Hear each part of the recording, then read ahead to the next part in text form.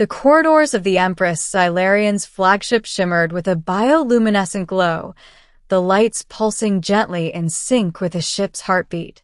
Every surface was sleek, seamless, and perfectly sterilized, reflecting the alien's obsession with perfection. Yet, amid the calculated elegance, a small human presence stirred unease. I was the only Earth-born human aboard the Stellar Dominion, a researcher assigned under intergalactic treaty to study Xylarian society, and more importantly, to remain unnoticed.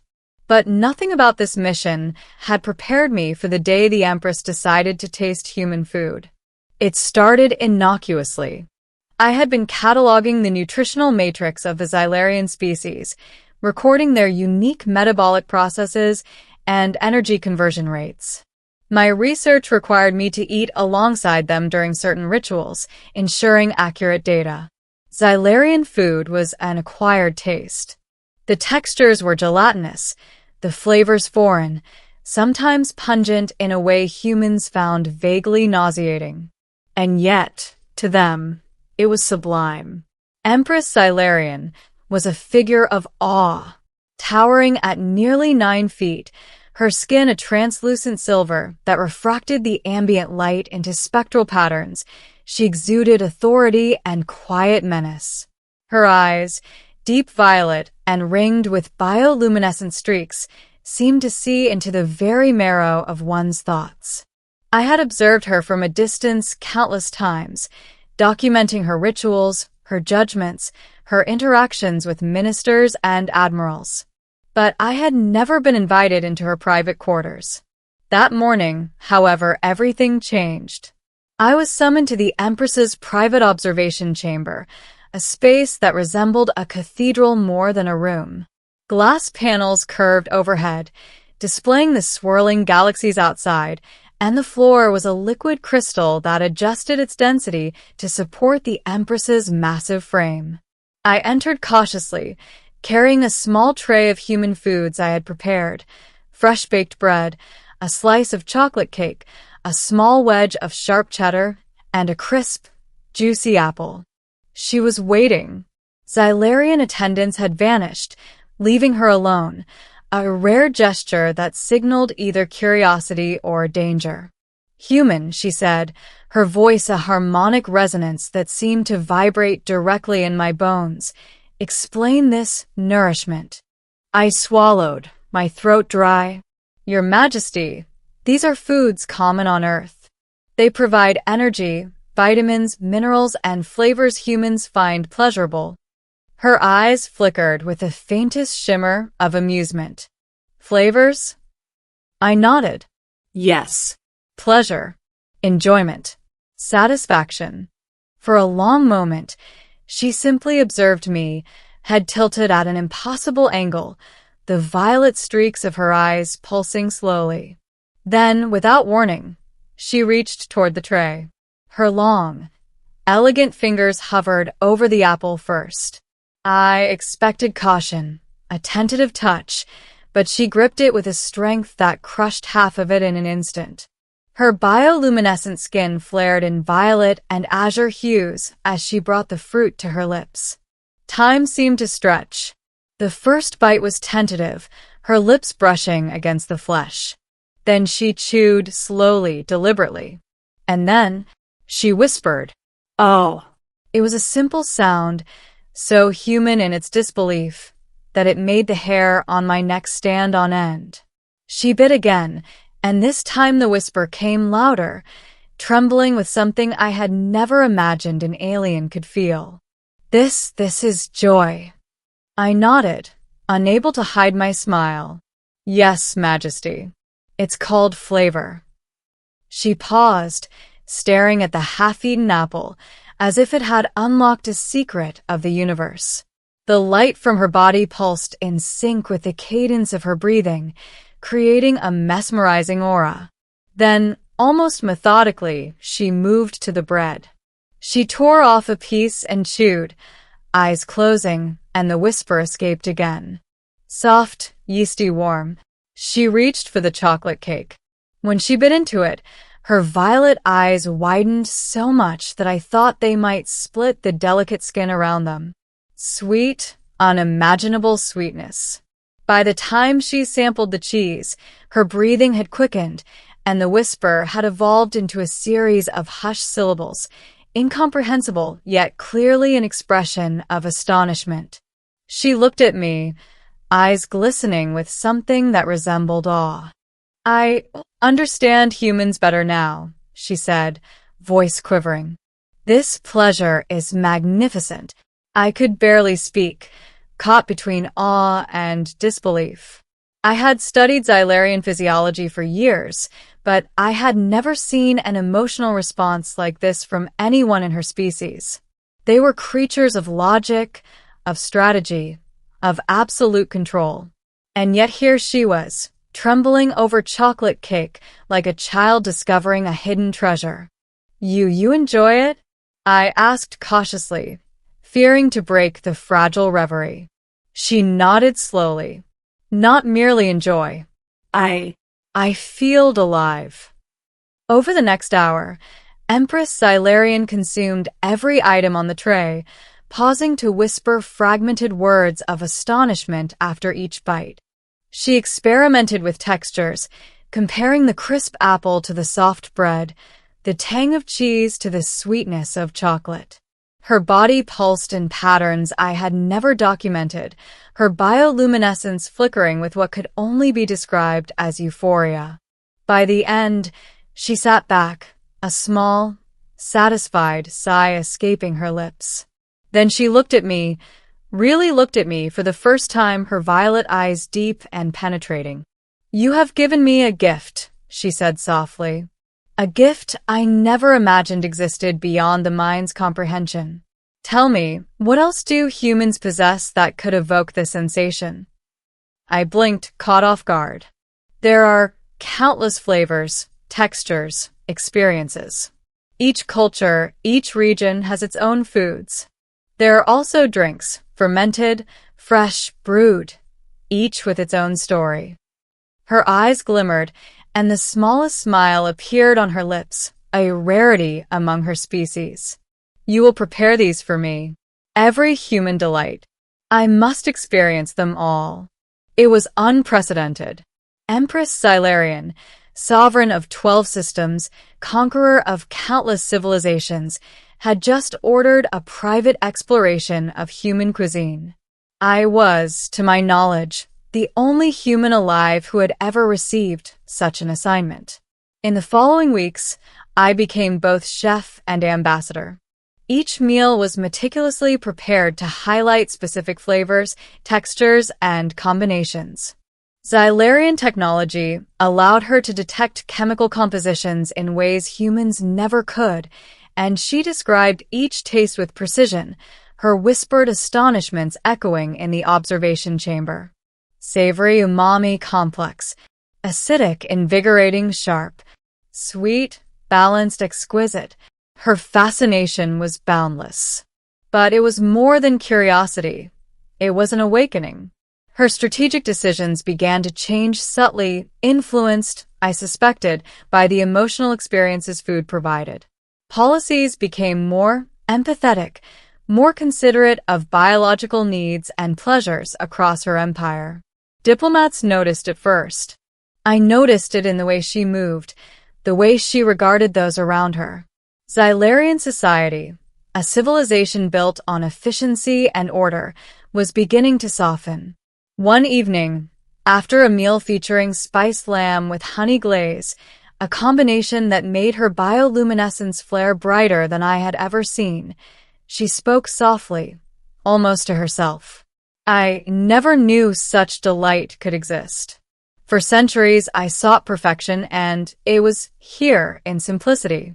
In Earth's food. I understand." I realized then that I had done more than introduce her to a new taste. I had offered her a window into human creativity, emotion, and culture. Food was more than sustenance. It was art, memory, sensation, and connection. And in that connection, the Empress discovered something no conquest or treaty could ever provide: wonder. Weeks turned into months. I documented each reaction, each whisper, each subtle physiological change. Xylarian scientists began to study these effects as well, curious why a single human's culinary inventions could evoke such profound responses in their ruler. Political advisors began to take note of the Empress's new openness, her willingness to consider alternative solutions to age-old disputes. And then one evening it happened. She asked me to prepare a full Earth banquet, a spread representing the diversity of human civilization. Dishes from Asia, Africa, Europe, and the Americas were arranged meticulously, each labeled with ingredients, origin, and significance. As she tasted each dish, her whispers became words, forming sentences, forming laughter. She was alive in a way no one had seen her before. And finally, she leaned back, eyes closing, and whispered, "You have changed me, human. You have reminded me that even in a universe of infinite logic and order, there is joy. There is life beyond control." She opened her eyes, a soft, genuine smile lighting her face. "Keep these meals coming. And when the time comes, share more than food. Share your culture, your music, your stories, humanity itself." I realized in that moment that the Empress of the Xylarian Empire, ruler of a civilization that spanned galaxies, was no longer just an untouchable sovereign. She had tasted Earth, tasted humanity, and in that simple act, she had been transformed. Years later, when historians documented the subtle shift in Xylarian governance, when alliances formed that had previously seemed impossible, when diplomats described the Empress as unpredictably compassionate, no one knew why. They didn't know about the human who had brought her chocolate cake, bread, and cheese, or about the whispered astonishments that had echoed through the observation chamber. But I knew, and I often smiled quietly to myself, remembering the day she tried a simple apple and whispered in shock, as if the universe itself had revealed a secret. Because sometimes, even the mightiest empires, the most brilliant rulers, and the oldest civilizations could be changed by something as small, as ordinary, and as miraculous as food. And that, I realized, was the beginning of a new era for her empire, and perhaps, in some small way, for humanity. Weeks turned into months, and the Empress's fascination with human food deepened into something more profound than anyone could have predicted. She no longer merely sampled dishes. She studied them, memorized them, experimented with flavors, and sometimes even requested small variations to explore the limits of taste. Her whispered astonishments had become a ritual, filling the observation chamber with a strange kind of music, a melody of discovery that was wholly alien, yet utterly human in emotion. Then came the evening that changed everything. I had prepared a banquet, a full representation of Earth's culinary diversity, dishes from every continent, carefully plated and explained. The Empress entered, and for the first time, she allowed herself to experience it fully, without protocol, without expectation. She moved deliberately from plate to plate, savoring, analyzing, and whispering in awe. Exquisite, layered, comforting, complex, her bioluminescent patterns pulsed in rapid sequences, brighter and more vibrant than I had ever seen, reflecting pure emotional engagement. And then she paused in the center of the table, her towering figure radiating an aura that seemed almost divine in the ambient light. "I see now," she whispered, her voice trembling with wonder. "All my years of conquest, of strategy, of domination, I never understood the simple truths. Humans, you create joy in ways beyond logic. And joy changes everything." She turned to me, her violet eyes glistening. "This knowledge, this pleasure, it must spread. Not only to me, but to my empire. If something as simple as food can awaken such understanding, what else of your species might illuminate our existence?" That night, the Empress issued an unprecedented decree. The Xylarian Empire would officially study human culture, not as a conquest, not as a curiosity, but as a source of inspiration and enrichment. Ambassadors, scientists, chefs, and artists were sent to Earth, and a cultural exchange began, sparking innovations, collaborations, and discoveries that reshaped interstellar diplomacy. For me, the personal change was just as profound. The Empress invited me to remain at her side, not just as a chef or researcher, but as a cultural advisor, a bridge between Earth and the stars. Together, we explored music, art, literature, and cuisine, her whispers of astonishment becoming laughter, conversation, and eventually, trust. One quiet evening, months after the first taste of chocolate cake, the Empress approached me in the observation chamber. She held a simple apple, the first fruit I had ever served her. She offered it to me with a small, genuine smile. "For this gift," she said softly, "for showing me that the universe holds more than logic and power. I thank you. Humanity has given me wonder, and I will guard that wonder as fiercely as I have ever guarded my empire." I accepted the apple, understanding fully that this moment was symbolic, not just for her, but for the future of an entire civilization. The Empress of the Xylarian Empire, ruler of countless systems and billions of lives, had been changed not by force, not by diplomacy, but by the simple, human act of sharing joy. As I watched her take a contemplative bite, the soft whisper escaped her lips again. Oh, so simple yet infinite. And in that whisper, I realized something fundamental. Sometimes, the smallest things, an apple, a slice of bread, a piece of chocolate, could alter the course of history, soften hearts, and awaken even the most impervious of rulers. The universe had shifted, not through war or treaties, but through the quiet, transformative power of human experience. The Empress smiled at me, eyes reflecting the light of distant galaxies. "Keep teaching me. Keep sharing. Humanity has much to offer, and I will learn it all." And with that, I knew the Xylarian Empire had entered a new era, not one of domination, but of understanding, of curiosity, and of the joy that comes from experiencing life in its simplest, most extraordinary forms.